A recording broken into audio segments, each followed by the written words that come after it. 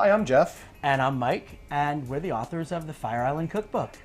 You know, we wrote the Fire Island Cookbook because our point of reference is Fire Island, but wherever you spend your summer, this cookbook is really perfect for you, your family, and friends to cook some really memorable meals during the summer. Today, we're going to show you how to make a Greek dinner. That's right, we are doing our menu that's called Mykonos by Torchlight, and what we're going to start with are some feta cheese puffs. In Greece, they're made with phyllo dough, and phyllo dough is that really flaky pastry. It's a little bit hard to find in America, and it's usually not made with butter, it's made with olive oil. So I prefer to use a buttery pastry that you can buy here in most American grocery stores. What I'm going to do is flour it a little bit.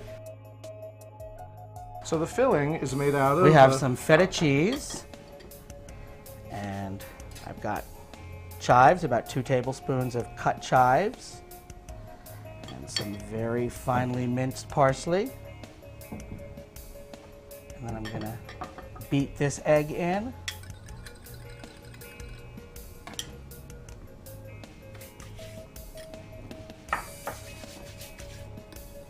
That looks really good. All right, so now what we're going to do is we're going to fill the pastry. So you put about a teaspoon in the center, and then I'm going to use just a little bit of ice water. You do that just so that the edges stick when you fold that over. And fold it over into a nice little triangle right here. The trick is with pastry is you have to work kind of fast because when pastry gets warm, it gets tough to work with. So what we want to do is just fold these over, and then I'm going to just press the edges with the tines of a fork to make them really stick nicely. Okay. All right. Well, now what I'm going to do is brush these with a little egg yolk. All right, that looks great. So let's get these in the oven now, and they're going to go in the oven for 20 minutes at 400 degrees. So let's let those cool for a little while. And while those are cooling, what we're going to do is we're going to plate up the rest of the food.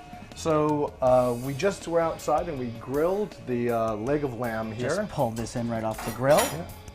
And what we've done is we've marinated it in rosemary, some olive oil, some lemon. There's lemon juice on that, and really, salt, pepper, a little bit of garlic. And then we've also made a caponata. Caponata, or what my family called caponatina. This is actually a variation of my grandmother's recipe. So caponatina is an eggplant dish, and it's got eggplant, tomato, pine nuts, some onions. It's really a great dish. It's actually really best if you serve it cold. Right, you can serve it room temperature or you can serve it cold. It's really a wonderful dish. It could be made a day in advance or 2 days ahead, no problem.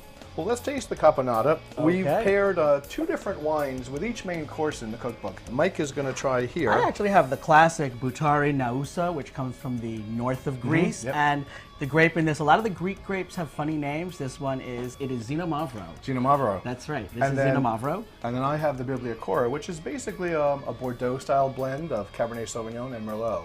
So cheers. All right, let's cheers. try those wines.